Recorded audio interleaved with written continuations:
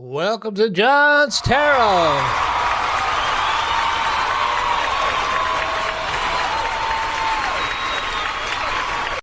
Welcome to you from wherever you may be listening to this podcast. Are you ready to take a little journey? You take the blue pill. The story ends. You wake up in your bed and believe whatever you want to believe. You take the red pill. You stay in Wonderland. And I show you how deep the rabbit hole goes. Because that's what we're going to do today. We're going to take another look at the Kabbalah and kind of see how deep the rabbit hole goes and the relationship between tarot and the Kabbalah. And we're just going to go ahead and get right into it. And the source I've been associated with the Kabbalah has been through this book, The Fool's Pilgrimage by Stephen A. Holler. It's a great basic primer on the Kabbalah. And the things that I have learned about it primarily have come from this book. Like I said before in my last episode, I'm more of a dabbler than a scholar. So let me go ahead and begin the presentation. In the last episode, we looked briefly at the history of the Kabbalah and the Tree of Life, and how this ancient mystical system eventually became connected with the tarot. Today I want to do something a little different. Rather than simply looking at the Tree of Life as a diagram, I want to talk about what happens when we actually begin to travel through it. And this is more of my experience. And I'm going to approach the tree in the direction that has been most meaningful to me personally, from the bottom upward, from Malkuth to Kether, from the ordinary life towards greater consciousness, because there are really two ways of looking at the Tree of Life. We can move from the top downward, beginning with Kether, the crown, and follow the process by which the unknowable becomes increasingly differentiated until finally arriving in Malkuth, the kingdom, the physical world. That is a story of manifestation. Or how does one become the many? How does something beyond form eventually become this world of bodies, relationship, experiences, joys, suffering, choices, and consequences? But when we move in the opposite direction, something changes. We aren't describing creation anymore. We're describing a human journey. And that's where the tree became particularly interesting to me, because I don't begin my journey in Kether. I don't begin in some state of perfect spiritual understanding. I begin in Malkuth.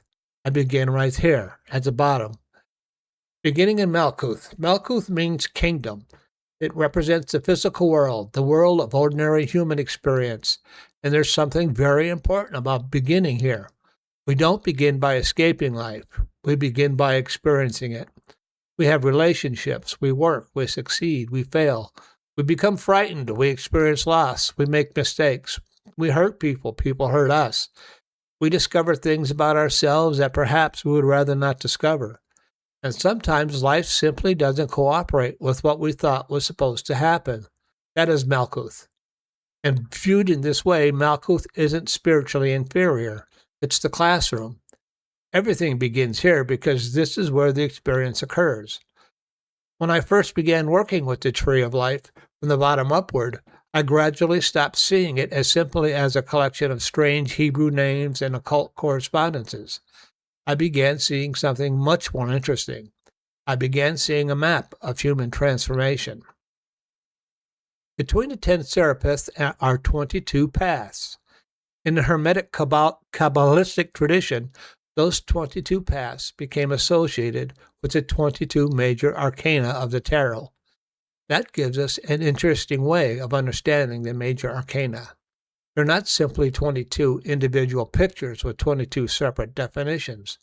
They represent movement. The path takes us from one condition of consciousness towards another, and that changes the question we might ask when looking at the tarot card.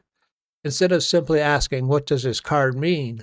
We might ask, where is this card taking me? What transition does it represent? What am I leaving behind? What am I being asked to understand? What is trying to emerge? That is a very different way of working with tarot. One of the most important insights I received from working with the tree involved its two great opposing pillars. the pillar of severity and the pillar of mercy. The pillar of severity contains Bina, Geburah, and Had. The pillar of mercy contains Chakma, Chesed, and Natchat. Between them is the middle pillar. When I first encountered these ideas, severity and mercy sounded like abstract mystical concepts, but over time I began to understand them through experience. I began to see severity as those experiences in life that gives us that we would probably never have chosen for ourselves. Loss, failure, consequences, limitation, disappointment, fear, sometimes suffering. Life has a rather remarkable ability to prove exactly these kinds of experiences. To provide exactly these type of experiences. And we naturally ask, why is this happening to me? But working with the tree suggested another possibility. Perhaps the more useful question is, what can this experience teach me? That doesn't mean every tragedy occurs because somebody needed a lesson. I don't believe we need to make suffering into something sentimental. Sometimes terrible things happen, but once something has happened, we still have a choice about our relationship with that experience. And this is where I began to understand mercy differently. Mercy doesn't necessarily mean that the difficult experience disappears. Mercy can arrive when we finally understand what the experience has given us. The event hasn't changed. We have changed. Something that once existed only as suffering can eventually become understanding. Sometimes even wisdom's severity provides that the experience. Mercy allows us to receive what the experience has taught us. That realization profoundly changed the way I understood these two pillars. There's another beautiful piece of symbolism associated with these pillars. In the biblical account of Solomon's temple, two great bronze pillars stood at the entrance. They were given the name Boaz and Jachin. Those names and those pillars eventually became important symbols within the Western esoteric traditions. And if you know the writer White Smith Terrell, you've seen them. Look at the High Priestess. She sits between two pillars, one marked B, the other marked J, Boaz and Jachin. He sits between them, and suddenly the card becomes much more interesting. The High Priestess occupies the threshold. She doesn't eliminate one side in favor of the other. She sits between opposing forces. And perhaps that tells us something important about the spiritual development. The goal isn't to live entirely within mercy, and it certainly isn't to live entirely within severity. The task is to understand both. Because mercy without limitation can become indulgence. Severity without compassion can become cruelty. Something else is required: balance. Between severity and mercy stands the middle pillar, and near the center of the tree we encounter Severity, beauty. This becomes an extraordinary symbol of integration. The spiritual journey isn't necessarily about defeating one side of ourselves and allowing the other side to win. It's about bringing opposing forces into relationship, strength and compassion, intellect and emotion, individuality and relationship, discipline and forgiveness, severity and mercy. This is something I've encountered repeatedly in my own life. I just recently had an experience where I was stranded on a mountain. And in my hybrid car, I don't know anything about how to fix hybrid cars, and we were stuck up in the mountain. And we were out of cell phone range. And I understood that I was completely at the mercy of the universe in this situation. And we were safe for the night. We had a tent, we had food, we were safe. And that was my first concern. And I knew I couldn't do anything about it until the morning. And although Wendy was a little bit more tense about it, in the morning we managed to hitchhike our way down the mountain, and we got into town. And once into town, we were able to obtain some resources, and we finally got the car off the mountain, and then we got it jumped to get it off the mountain, and I had it taken to a Toyota dealership just to make sure it was all right before I went through the desert to get home again. At the time, I couldn't necessarily what the experience meant. I could only experience it. Understanding came later, and perhaps that was one reason we begin this journey in Malkuth. The experience was that reality reveals itself in sequential form. I was certainly going to be all right, but things were going. The disaster, being stuck on the mountain was severity. Mercy was going. Integration was getting down the mountain and obtaining some help, and then mercy is the lesson. The lesson that reality reveals itself sequentially, and I really had no reason to worry, and that was the lesson. Experience often becomes before our understanding. We lived something first, only later do we discover what it meant. Moving up from Malkuth, we encounter Yesod, the foundation. If Malkuth represents the tangible world, Yesod begins moving us in the interior world. Dreams, images, memory, the unconscious, symbols, the stories we tell ourselves about experiences.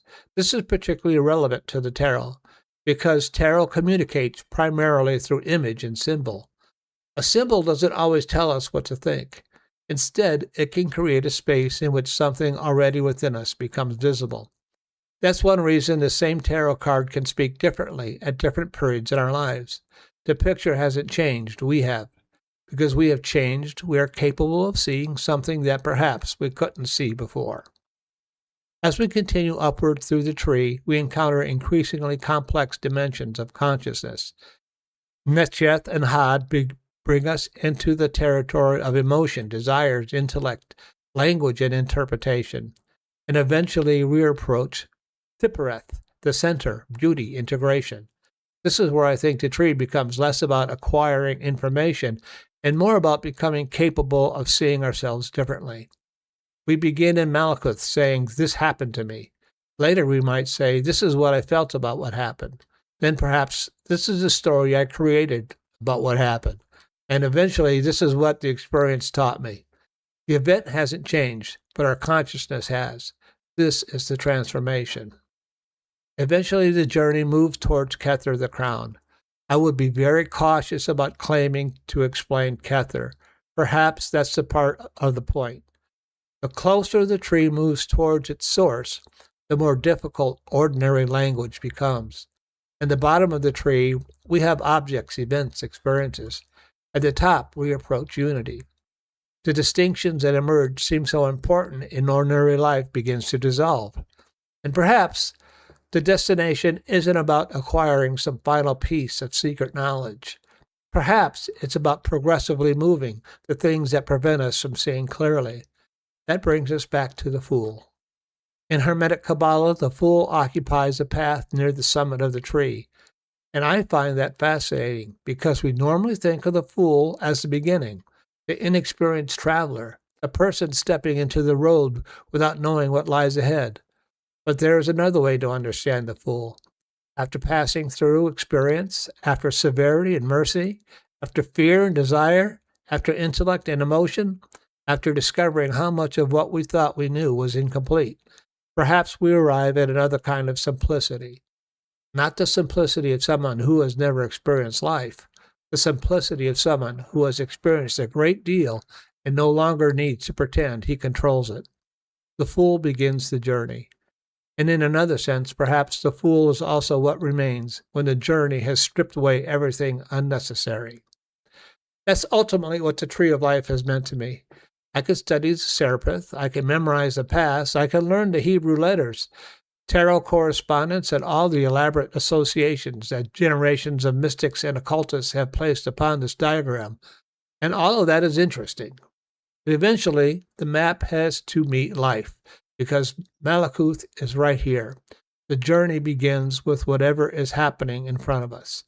And perhaps the tree gives us a way of recognizing that our experiences are not necessarily the end of the story.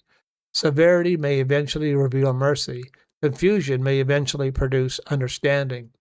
The experience that once seemed meaningless may acquire meaning years later. And something we once desperately wanted to escape may eventually become part of what taught us how to see. So perhaps climbing the tree isn't really about leaving the world behind. Perhaps it's about returning to the same world, but seeing it differently. And that is where Kabbalah and Tarot become much more than systems of divination. They become maps, not maps telling us what will happen tomorrow, maps for understanding the human journey. And that is a little bit about my experience with that. And what kind of question am I going to ask for today? It is a rather complex topic, and I tried to present it as clearly and as simply as I could. I think we're going to ask the tarot, and on my cloth is the Tree of Life. And we're going to produce some meaning. I'm just going to throw 3 cards. How should someone begin this journey? If you choose to begin this journey, what do you need to think about? What do you need to keep in mind if you choose to begin this journey of integrating the tarot with the Kabbalah? That doesn't mean you got to be a Kabbalist. You can buy one of these simple forms. These are nice. I've got one of these. And you can get yourself one of these. And it'll point you where you're at on the Tree of Life, and you could just incorporate that into your personal readings. I find that to be very useful. What do we need to think about as we incorporate the Kabbalah into our tarot readings? What do we need to think about as we incorporate the tarot into the Kabbalah into our tarot readings? What do we need to think about as we incorporate the Kabbalah into our tarot readings? That's by getting it backwards. And cut the deck. And I'm just going to do straight tarot. And the first card is the Ace of Swords. It has, you see a hand coming out of the clouds, holding a sword with a crown and a wreath of victory. And this usually has to do with truth. You're going to encounter some deep truth. It's something you need to remember as you incorporate these two. That's a very interesting card. You're going to encounter some deep truth about yourself, about the situation, as where you are on that path. And I use other things too. I also use the I Ching to see where I'm at. I primarily use the I Ching to see where I am at on the path. But if you're going to incorporate the two, that's one thing you're going to encounter. You need to remember that you're going to encounter truth. And you're going to encounter, as you encounter truth, to see the truth about a situation, that's going to bring you victory. Victory over illusion, victory over fooling yourself, and victory over maybe people trying to fool you. How did this happen? The Wheel of Fortune. The second card, the card in the middle. If you're going to incorporate things to remember as you incorporate the Kabbalah into your tarot practice, as now you are on the Wheel of Fortune, the Wheel of Karma, and things change, things turn. If things have been bad for you before, that's what this card means. If the wheel's turning, things are going to improve. It's a difficult process incorporating the two, but it's going to set the Wheel of Karma in motion, and you will be on the wheel, and it will. And it is a process. It just goes round and around, but it's going to improve your practice. It's going to take you from a lower to a higher again, as I talked about in my last podcast. And then the third one, what do I need to remember? Oh, the Two of Pentacles. It's a very good card. So you're incorporating two systems. You're combining them together. You're balancing them. Just remember that as you're doing this. It's going to be complicated. It's going to be intense, but you can do it. And just be careful. You see the guy with two pentacles connected by the infinity symbol, and he's on one foot. So it is a complicated, delicate balancing act that you'll be doing. But it will reveal things about yourself and about where you're at on the path, and something to keep in mind as you move forward. And I think we're going to go ahead and wrap this up for today. Goodbye, Professor Marvel, and thanks a lot! Well, it was my pleasure. I hope you enjoyed my little bit on the Kabbalah. I'm not going to go into it anymore. it is a deeper topic that I'm able to tackle. I was just able to do a little presentation on it, and I'm going to take a deeper look at it. I only look at it basically when I see the two signs come up, when I see two pillars come up, and they come up at different places in the tarot. They come up as the High Priestess. They come up in the Justice card. They come up repeatedly throughout the tarot deck, and I know I'm balancing two opposite poles of a problem. And I'm standing in the Temple of Solomon, Boaz and Jachin. Whenever you see those come up, just keep that in mind. So until next week, be careful, be cool, be kind, and remember, have faith. Find courage, have faith, and I'll talk to you all again at the next podcast. Okay, bye-bye.